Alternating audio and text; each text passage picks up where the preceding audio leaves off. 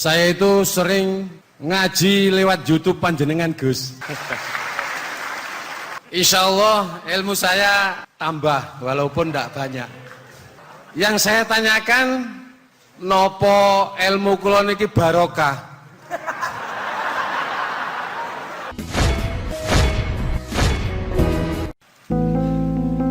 Saya ini pengagum teori ikhlas. Dilatih bil ilmi, saya ulang lagi, dilatih bil ilmi. Saya ini malu.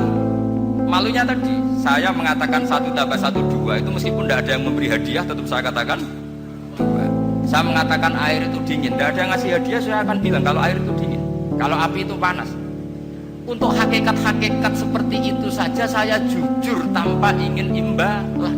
Tapi ketika hakikat mengenai Allah kok saya minta imbalan surga dan neraka, ini apa-apaan?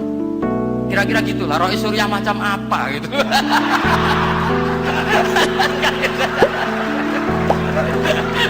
Ya saya kira demikian. Assalamualaikum warahmatullahi wabarakatuh. Waalaikumsalam warahmatullahi wabarakatuh. Alhamdulillah, baru kali ini ada seminar yang dikritik terus sama pemateri itu pendampingnya. Mestinya pembandingnya. Tapi luar biasa para milenial semuanya, Masya Allah, terlihat wajah-wajah surga di majelis ini. Walaupun toh yang hadir tidak semuanya milenial, ada post milenial juga di sini.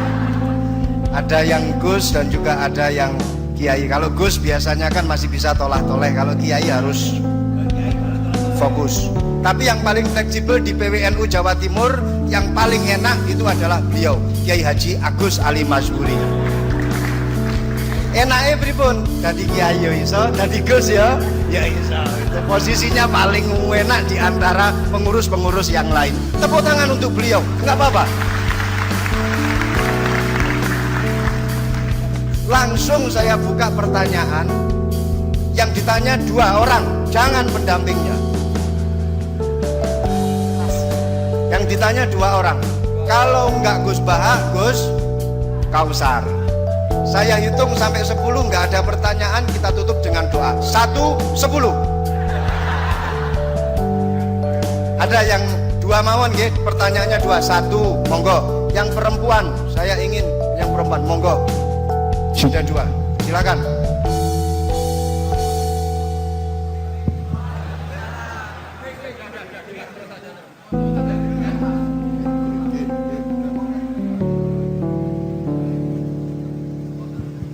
Bismillahirrahmanirrahim. Assalamualaikum warahmatullahi wabarakatuh.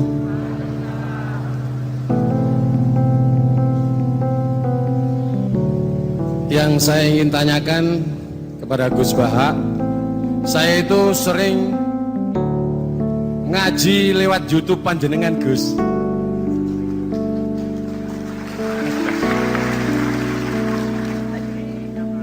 Insya Allah ilmu saya tambah walaupun tidak banyak. Yang saya tanyakan, nopo ilmu kula niki barokah? Yang pertama, karena saya ngaji lewat YouTube panjenengan, saya tidak izin.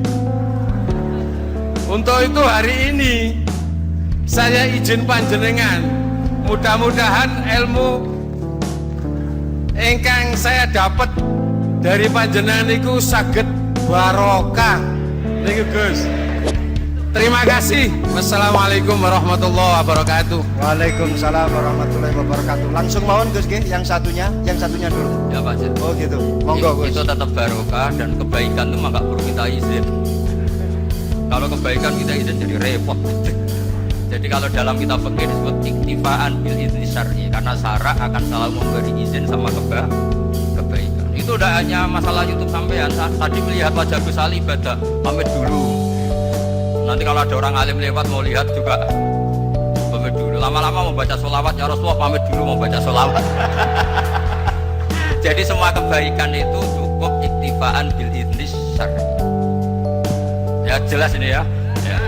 Oke, terima kasih. Jangan lupa pulsane tuku dhewe lek ndelok YouTube. Wifi-nya juga jangan nyolong. Harus passwordnya izin kepada yang punya wifi. Baru nanti 100% barokah. Mbak yang belakang bisa berdiri, yang mau tanya tadi. Ya, silakan. Bismillahirrahmanirrahim. Assalamualaikum warahmatullahi wabarakatuh. Mohon izin Yai Gus, saya di sini mau tanya. Selain sebagai pelajar santri, saya juga sebagai seorang mahasiswi di salah satu universitas di Surabaya. Yang saya tanyakan sebagai pemuda milenial, kita semua tahu bagaimana keadaan demokrasi negara Indonesia saat ini. Yang saya tanyakan, bentuk dari hubul waton minal iman. Hubul waton di sini, bolehkah saya sebagai seorang mahasiswi menyuarakan pendapat saya, berjuang bentuk ijtihad demi keadilan berupa demonstrasi?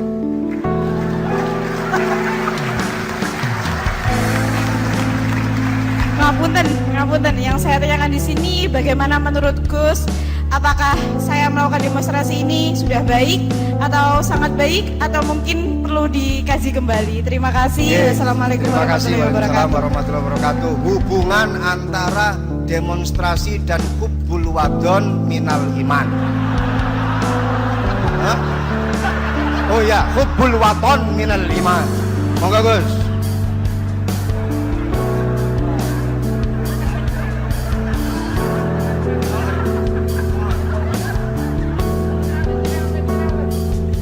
Ini benar-benar ahli loh.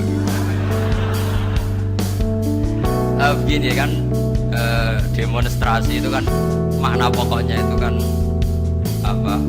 Memperlihatkan. Makanya demonstrasi kekuatan maknanya ya show, ya, memperlihatkan satu apa? Kekuatan.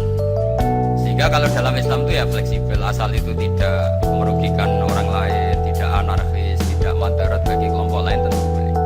Bahkan kalau tidak apa, menyuarakan suara kita tentu dengan cara-cara yang tetap Islami ya, itu malah kita disalahkan karena berarti tidak ikut bertanggung jawab terhadap proses bernegara. Tapi tentu disuarakan secara konstitusional dan secara baik. Kemarin pas demo di Jogja yang ramai itu masalah rancangan KUHP itu, rektor UI juga ketemu saya, pamit terus mau demo ya tapi yang baik dan sopan kan. Karena begini ya, di Quran itu ada ayat walau la tafwa inna safa'atuhum bi ba'dil fasadatil ard. Jadi kekuatan manapun itu harus dikontrol. Tentu kontrol itu macam-macam. Tapi tentu saya ulang lagi, jangan anarkis, jangan melakukan sesuatu yang kontraproduktif. Jadi menurut saya pernah ditanya, Gus, kalau pemerintah itu didukung 90% rakyatnya bagus enggak? Ya bagus, berarti presidennya hebat, didukung mayoritas rakyat. Kalau hanya 55 ya bagus, presidennya biar tahu, biar hati-hati karena dipilih separuh lebih sedikit gitu. Lah kok bagus semua? Ya emang harapan kita sama Allah semuanya baik semua, kata saya gitu. Jadi susahnya apa sih kita melihat sesuatu itu, asal agama ini kan gampang, asal gak maksiat itu baik. Asal gak maksiat itu baik. Makhuyira Rasulullah bina amro ini lakhtaro aisaruhuma malam yakun isman. Jadi demo itu bukan, nah kalau demo yang diharamkan sebagian fatwanya ulama tentu yang maknanya yang anarkis. Kalau yang dihalalkan tentu maknanya yang tertib. Itu biasa dalam hukum fikih. Rasulullah ngendikan A, mahmalnya seperti ini. Rasulullah ngendikan B, mahmalnya seperti ini. Karena kadang ngendikanin Nabi cara zahir berlawanan. Misalnya Nabi ditanya, amal paling baik apa ya Rasulullah? Nyaur utang gitu. Karena biasa yang kemplang mungkin yang tanya itu kan. Tapi kadang Nabi jawab bidul walidain. Kadang jawab as-sholat li awwali waktiha. Karena penanyanya ini beda. Gimana? Ya kita orang sholat kan gitu. Jadi ini penting saya utarakan karena zaman Nabi itu ya biasa Nabi misalnya ngendikan sesuatu itu. Terus ada juga sahabat yang memperlihatkan pendapatnya, tapi tidak niat bantah. Masyhur itu dalam tarikh. Saya beri contoh yang masyhur itu. Nabi pernah sholat zuhur itu 2 rakaat. Sebagian riwayat mengatakan asar, tapi yang lebih kuat itu zuhur. Setelah 2 rakaat Nabi sholat itu akabiri sahabat papan atas sudah ada yang ngendikan karena mereka sopan semua, tahu etika. Setelah Nabi pulang sudah dekat pintu, ada sahabat yang berdiri. Ya Rasulullah, aku siroti sholatu amnasita. Ini sholat model kosor apa engkau lupa? Tapi sahabat yang nggak tanya ini niatnya malah lebih agak-agak buruk. Baguslah kalau sholat terbaru 2, berarti besok ya 2. Karena pakai teori nasa mansuh berarti hukum itu pakai yang terbaru. Jadi gayanya tidak tanya tapi lebih sama. Mungkin yang setuju undang-undang tadi ya tentang rumah tangga, kalau istri nggak mau dikumpuli tetap dipaksa, nanti suaminya bisa dilaporkan ke pengadilan gitu. Saya pasti mikir saya bukan masalah pengadilannya, pasti istrinya cantik. Kalau jelek kan nggak mungkin dipaksa. Ini ketularan ya. Jadi saya cara berpikir tuh, jadi tak pikir lucunya saja, bukan pikir serius. Ketularan ya, sudah ketularan ya. Karena keburukan itu mudah nular. Akhirnya Nabi kembali lagi, enggak, kullu dzalika lam yakun, semua itu enggak terjadi. Tapi Nabi sebagai orang yang sangat, ya sebenarnya nggak boleh dibahasakan sangat demokratis, sangat bijak. Nabi kembali lagi ke mimbar terus tanya, ahakun makolahu Dzulyaden, apa betul yang dikatakan Dzulyaden tadi? Kata sahabat semua, betul ya Rasulullah, tadi engkau sholat hanya 2 rakaat. Nabi kemudian takbir lagi, meneruskan 2 rakaat terus salam. Artinya kalau demonstrasi itu dengan makna mengutarakan pendapat dengan cara yang dijamin konstitusi, ya itu kan normal-normal saja, nggak ada masalah. Saya pernah dari Bapak itu ada pertanyaan yang benar-benar mengusik saya. Ada orang miskin datang ke Bapak, Pak Yai, jadi melarat itu enak. Sajane ya wis suwe dadi melarat enak. Itu pas Ramadan. Kenapa kata Bapak? Bapak saya itu teman akrabnya Gus Ali. Senengane ya guyon, mau meninggal aja masih guyon. Bapak itu guyon terus. Kenapa? Sudah puasa nggak makan, buruh orang macul itu kan berat.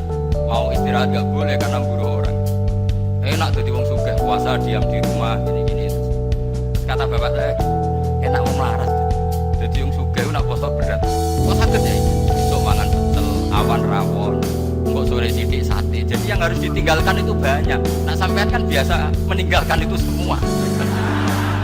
Semenjak itu dia, oh iya, nak ngono podo-podo abot. Jadi hasutnya pada orang kaya terus nggak ada. Nah ini pentingnya ilmu, jadi pentingnya pendamping tadi. Setelah diberi jelasan, oh Mas Roni ternyata podo-podo abot gitu. Dia nggak tahu susahnya jadi orang kaya.